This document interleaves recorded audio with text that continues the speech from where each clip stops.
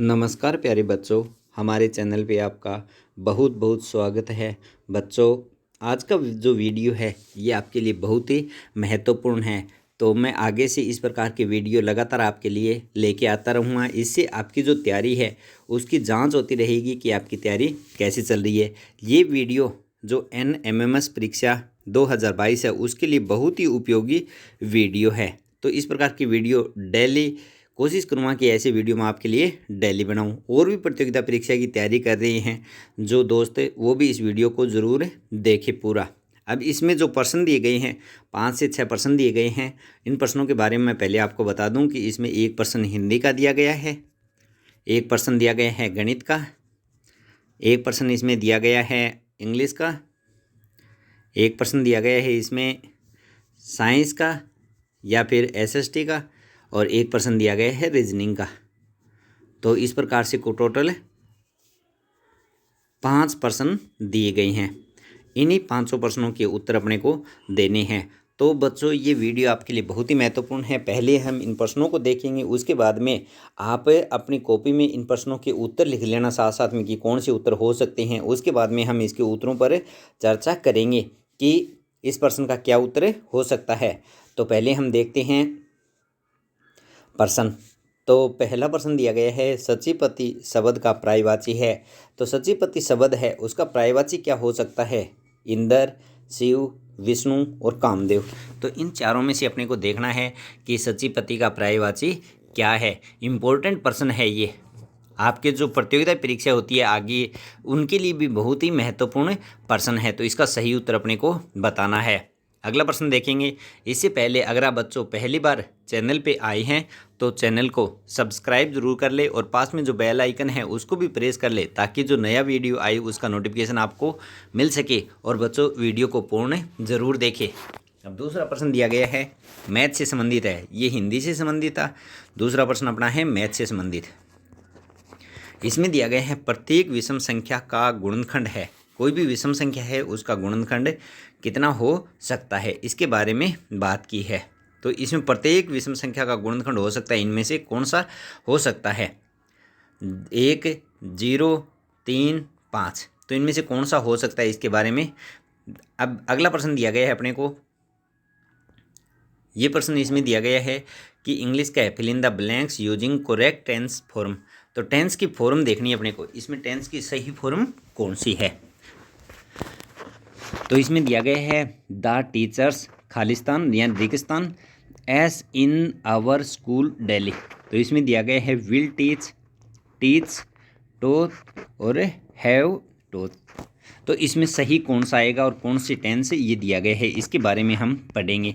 तो आपको मैं बताऊंगा, पहले आपको इसका उत्तर लगाना है सही कौन सा हो सकता है आपके तरीके से, फिर हम इसका देखेंगे अच्छी तरह से विश्लेषण करेंगे। अगला प्रश्न दिया गया विज्ञान से संबंधित। तो इसमें दिया गया है निम्न में से कौन सा पदार्थ विटामिन ए का अच्छा स्रोत है। तो इनमें से कौन सा पदार्थ है जो विटामिन ए का अच्छा स्रोत है? मूली, संतरा, आंवला, गाजर। तो इन चारों में से सही उत्तर कौन सा होगा विटामिन ए का स्रोत? तो विटामिन ए का स्रोत मूली, संतरा, आंवला और गाजर, इनमें से अपने को देखना है। अगला प्रश्न दिया गया है पांचवा प्रश्न दिया गया है निम्न प्रश्न में ऊपर 3 समस्या आकृति दी गई है। ये समस्या आकृति है। चौथी आकृति के लिए रेगिस्तान है। ये चौथी आकृति के लिए रेगिस्तान है। समस्या आकृति एक क्रम में है, इनका एक कोई निश्चित क्रम है। नीचे दी गई उत्तर आकृति में से क्रम को पूरा करने वाली आकृति चुनिए। ये उत्तर आकृति, इनमें से कौन सी आकृति यहाँ पे फिट होगी? तो हम देखते हैं इनमें से कि ये जो आकृति दी गई है और इनमें से कौन सी आकृति होगी। ये आपको अभी एक बार अपनी कॉपी में लिख देना है। यानी 5 प्रश्न हमने देख लिए। अब 5 प्रश्नों के उत्तर है, उन उत्तरों को हम अब देखेंगे कि इसका सही उत्तर क्या क्या होगा। और आप कमेंट बॉक्स में बताना कि आपके इन 5 में से कितने प्रश्न सही हुए हैं। तो देखते हैं, शुरू करते हैं हम। पहला प्रश्न है अपना, पहला प्रश्न है। तो ये पहला प्रश्न दिया गया है सचिपति शब्द का पर्यायवाची है। पर्यायवाची क्या होती हैं कि जैसे कोई एक शब्द है उसके अनेक नाम हो सकते हैं, उसे किन किन नामों से जाना जा सकता है। तो इसमें सचिपति को इंद्र के नाम से जानते हैं, यानी कि इंद्र है उसका दूसरा नाम क्या है? सचिपति। क्या नाम है इंद्र का दूसरा? सचिपति इंद्र का दूसरा नाम है। इस बात को आपको याद रखना है। दूसरा दिया गया है प्रत्येक विषय संख्या का गुणनखंड है। प्रत्येक विषम संख्या का गुणनखंड है। इंपॉर्टेंट प्रश्न है ये। प्रत्येक जो विषम संख्या है उसका गुणनखंड है, तो उसका क्या गुणनखंड हो सकता है? तो देखते हैं, जैसे 3 है, 3 विषम है, तो 3 के गुणनखंड क्या हो सकते हैं? 1 और 3। 5 है, 5 के क्या गुणनखंड हो सकते हैं? 1 और 5। इसी प्रकार से 7 है, इसके 7 के 1 और 7। इसी प्रकार से 9 है, 9 के 1, 3, 9। इतने गुणनखंड हो सकते हैं। और इसी प्रकार से 11 देखें तो 11 के 1 और 11। इन सभी में कौन कॉमन आ रहा है? इसमें भी 1 आ रहा है, इसमें भी 1 आ रहा है, इसमें भी 1 आ रहा है, इसमें भी 1 आ रहा है और इसमें भी 1 आ रहा है। तो सभी में क्या आ रहा है? कॉमन, 1 कॉमन आ रहा है। तो सभी में 1 कॉमन आ रहा है, तो इसका उत्तर सही क्या होगा? 1। ए नंबर इसका सही हो जाएगा। यानी कि प्रत्येक विषम संख्या का गुणनखंड क्या हो सकता है? 1 हो सकता है। इस बात को आपको अच्छी तरह से याद रखना है। इम्पोर्टेंट प्रश्न है ये परीक्षा की दृष्टि से। अब देखते हैं आगे। अब विषम संख्या कौन सी होती है और सम संख्या कौन सी होती है, इसके ऊपर भी चर्चा कर लेते हैं। सम संख्या वो होती है जिसमें 2 का पूरा पूरा भाग जाता है, और विषम संख्या वो होती है, यानी जो बची हुई संख्याएं हैं वो कौन सी होगी? विषम संख्या कहलाएगी। जो संख्या जिसमें 2 का पूरा पूरा भाग जाता है, और विषम कौन सी होगी? जो बची हुई संख्याएं वो क्या होगी? विषम। एक बात और बता देता हूँ मैं इसी बीच में आपको, कि जो सम संख्या है, अब कोई संख्या दे दी है हमें, तो इसमें 2 का पूरा पूरा भाग जाएगा या नहीं जाएगा, कैसे अंदाज़ा लगाएंगे? वैसे आपको जानकारी है, दोबारा बता देता हूँ। जिसके इकाई का अंक है, किसका अंक है? इकाई का अंक कितना होना चाहिए? 0, 2, 4, 6, 8। इनमें से अगर कोई एक है तो उसमें 2 का पूरा पूरा भाग जाता है, वरना 2 का पूरा पूरा भाग नहीं जाएगा। अब देखते हैं अगला प्रश्न। अगला प्रश्न दिया गया है हमें तीसरा प्रश्न। तीसरा प्रश्न ये दिया गया है कि इसमें टेंस कौन सा होगा? टेंस की करेक्ट फॉर्म कौन सी आएगी? यानी सबसे पहले तो हमें ये अंदाज़ा लगाना है कि इसमें टेंस कौन सा है, प्रेजेंट है या पास्ट है या फिर फ्यूचर है। तो प्रेजेंट है, प्रेजेंट का कौन सा भाग है? तो इसमें कुछ बातें दी हुई होती है, कुछ हिंट दिए हुए होते हैं, उससे हमें पता लग जाएगी कौन सा टेंस है। तो इसमें हमें ये डेली शब्द दिया गया है। क्या शब्द दिया गया है? डेली। अब डेली शब्द किस टेंस में यूज होता है? ये हमेशा प्रेजेंट टेंस में यूज होगा। और प्रेजेंट कौन सा? प्रेजेंट सिंपल में। कौन से में यूज होगा? प्रेजेंट सिंपल में। जो डेली शब्द है ये प्रेजेंट सिंपल में, तो प्रेजेंट सिंपल की ये क्या आ गई? निशानी आ गई कि प्रेजेंट सिंपल, इतना पता चल गया। उसके बाद में हम देखते हैं कि इनमें से कौन सा आएगा। इनमें से देखो, विल टीच, विल आता है हमेशा फ्यूचर्स के साथ में, और टोच ये है सेकंड फॉर्म, तो ये सेकंड फॉर्म है तो ये पास्ट में आएगी। हैव टोच, तो इस ये हैव आई हुआ है, तो ये है प्रेजेंट का ही है, लेकिन प्रेजेंट परफेक्ट का है। किसका है? प्रेजेंट परफेक्ट है। तो हम यहाँ पे प्रेजेंट परफेक्ट की बात नहीं करके प्रेजेंट सिंपल की बातें कर रहे हैं। तो प्रेजेंट परफेक्ट का ये भी कट हो गया, ये भी कट हो गया और ये भी कट हो गया। तो सही उत्तर क्या होगा?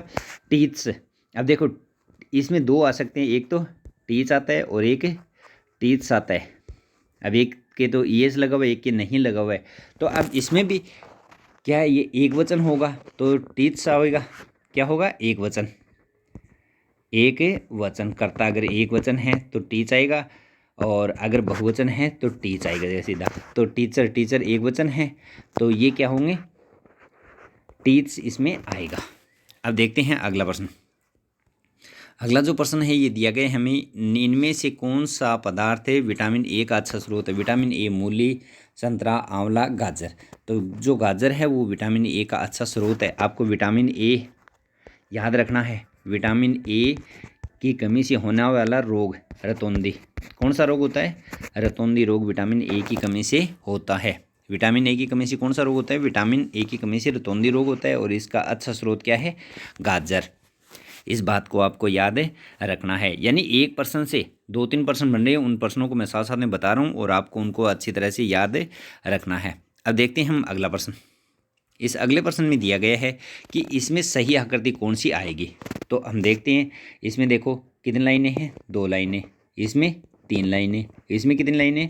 4 लाइनें। यानी इसने दिया है कि एक कर्म चल रहा है, जो समस्या आकृति है उसमें एक क्रम है, तो आगे कितनी रेखाएं आएगी? 5 रेखाएं आएगी। तो 5, अब देखो ये तो इसमें बंद क्रम में आ रही थी, लेकिन ये अलग से बाहर से 5 तो है लेकिन बाहर से है, तो ये होगा नहीं। अब इसमें 4 है तो ये भी नहीं होगा, इसमें 6 है ये भी नहीं होगा, तो इसका सही उत्तर कौन सा होगा? डी। इसका सही उत्तर डी ये हो जाएगा।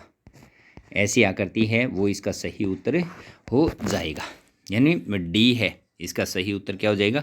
डी हो जाएगा।